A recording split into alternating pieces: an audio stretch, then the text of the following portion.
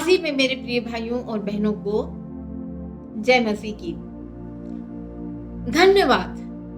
धन्यवाद एक ऐसा शब्द है जो अपने आप में एक बहुत सकारात्मक ऊर्जा रखता है। जब आप किसी के प्रति अपनी कृतज्ञता व्यक्त करते हैं तो आप ऊर्जा के उस स्रोत को, उस क्षितिज को छू लेते हैं जो निर्मल है, पवित्र है और आप में भी यह एक सकारात्मक ऊर्जा और परस्पर जुड़ाव महसूस करवाता है या आप में प्रवाहित होता है। वैसे तो जीवन में बहुत सारे अवसर आते हैं जब हम लोगों के प्रति कृतज्ञ होते हैं, उन्हें धन्यवाद करते हैं, जिसमें हमारे दोस्त, हमारे माता पिता, हमारी सोसाइटी या हमारा समाज, हमारे आसपास के लोग, हमारे दुख में खड़े होने वाले लोग और हम परम पिता परमेश्वर के प्रति अपने आप को सामने लाते हैं और धन्यवाद कहते हैं। विश्व में थैंक्स गिविंग, धन्यवाद दिवस अपने आप में एक प्रचुरता की निशानी है या प्रचुरता का वह सिंबलिज्म है जो विश्व में, सारे विश्व में मनाया जाता है और यह नवंबर 25 को मनाया जाता है। वैसे तो अलग अलग जगहों पर थैंक्स गिविंग डे यानी धन्यवादी दिवस मनाया जाता है, लेकिन यह नवंबर में ही शुरू हो जाता है। वैसे माना जाता है कि थैंक्स गिविंग के बाद क्रिसमस की तैयारियां शुरू हो जाती हैं। थैंक्स गिविंग का यह दिन प्रचुरता का एक सिंबल है।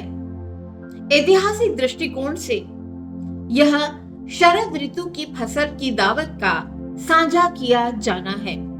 पवित्र शास्त्र में यूं तो कई ऐसे उदाहरण पढ़ने को मिलते हैं जहां पर सामूहिक और निजी तौर पर परमेश्वर के द्वारा दी गई आशीषों के लिए धन्यवाद दिया जाता था। परमेश्वर के प्रति कृतज्ञता हमारे मूल स्वभाव का एक अंग होना चाहिए। पवित्र शास्त्र बाइबल में साफ लिखा है कि हे मेरे मन, परमेश्वर का हर बात में धन्यवाद करो क्योंकि वह भला है, उसकी करुणा सदा है। कृतज्ञता अपने आप को, आध्यात्मिक स्वास्थ्य को मापने का एक तरीका होता है। आपके पास जब धन्यवाद की भावना होती है तो आप परमेश्वर के हृदय की ओर चल देते हैं। प्रार्थनाएं प्रभु यीशु मसीह के जीवन का एक अविभाज्य अंग था। वे हमेशा हर अवसर पर अपने पिता परमेश्वर से प्रार्थना करते थे। पवित्र शास्त्र बाइबल में प्रभु परमेश्वर के द्वारा 4 प्रार्थनाएं की जाती हैं। प्रभु यीशु मसीह 4 अवसरों पर अपने पिता परमेश्वर को धन्यवाद देते हैं और ये धन्यवाद भी प्रार्थना के रूप में देते हैं।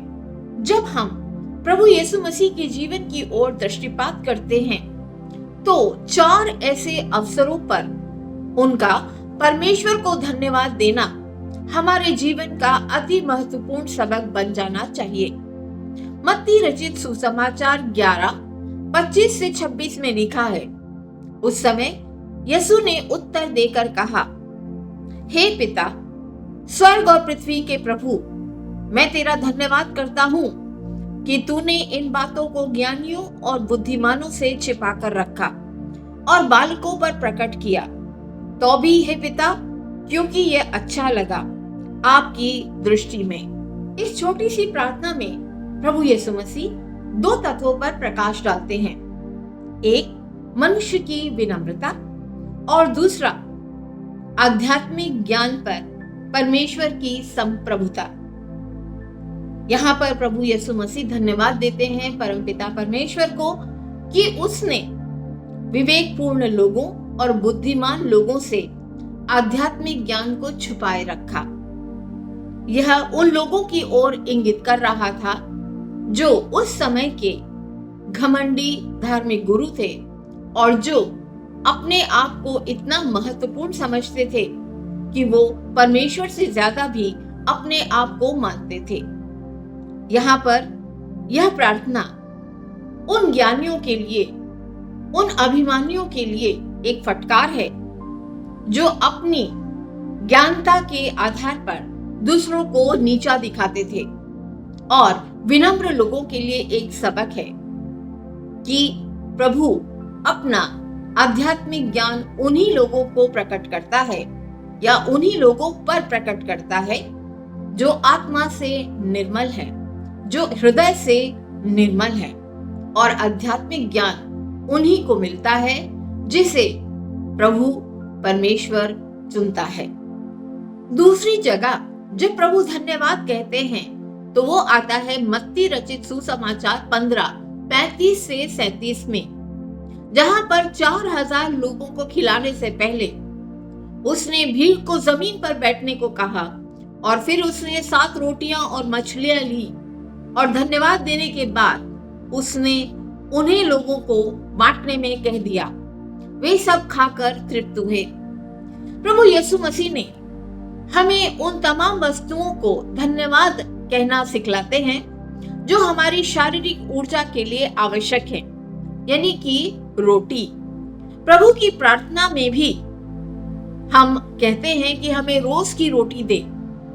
परमेश्वर से प्राप्त भोजन के लिए धन्यवाद उन सभी लोगों के प्रति हमारी कृतज्ञता को दर्शाता है जो हमारे लिए इसे उपजाते हैं।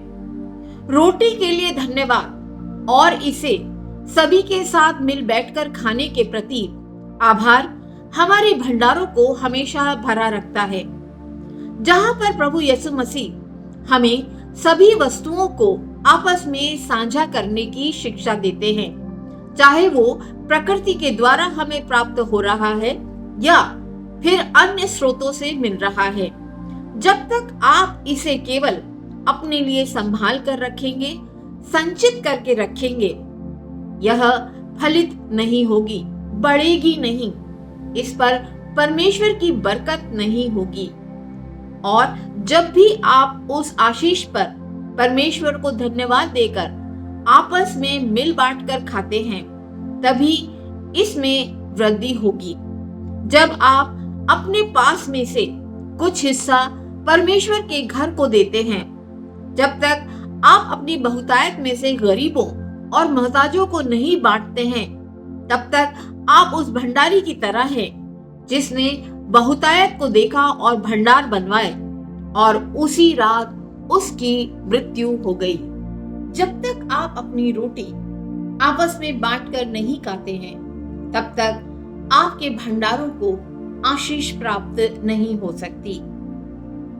तीसरा अवसर जहां पर प्रभु यीशु मसीह परमेश्वर को धन्यवाद करते हैं, वो आता है यूहन्ना 11:39 अध्याय में, जहां पर प्रभु यीशु मसीह अपने दोस्त लाजर की कब्र पर जाते हैं जो कुछ दिनों पहले मृत्यु को प्राप्त हो चुके हैं। यहाँ पर प्रभु यीशु मसीह आसपास खड़े लोगों को कहते हैं कि लाजर की कब्र से पत्थर को हटाओ, और तब वे भीतर प्रवेश करते हैं और परमेश्वर की ओर आंखें उठाकर प्रार्थना करते हैं कि प्रभु, मैं यह आश्चर्य कर्म इसलिए कर रहा हूं कि आसपास जो लोग खड़े हुए हैं वह तुझ पर विश्वास लाएं।